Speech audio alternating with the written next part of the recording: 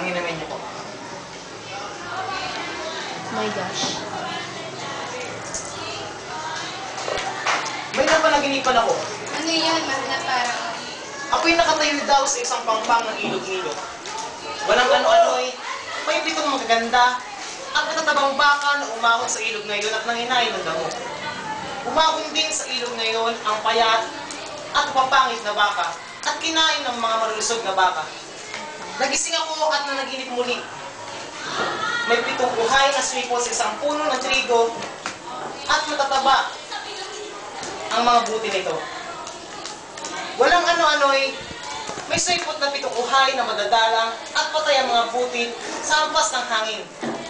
Kinain ng mga payat ang malulusog na uhay. At nagising na ako.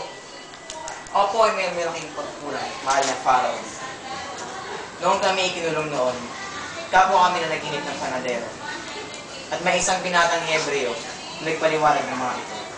At ang lahat ng kanyang mga paliwanag ay nagkaroon ng ulan. Madali! Ipatawag niyo ang binatang iyon.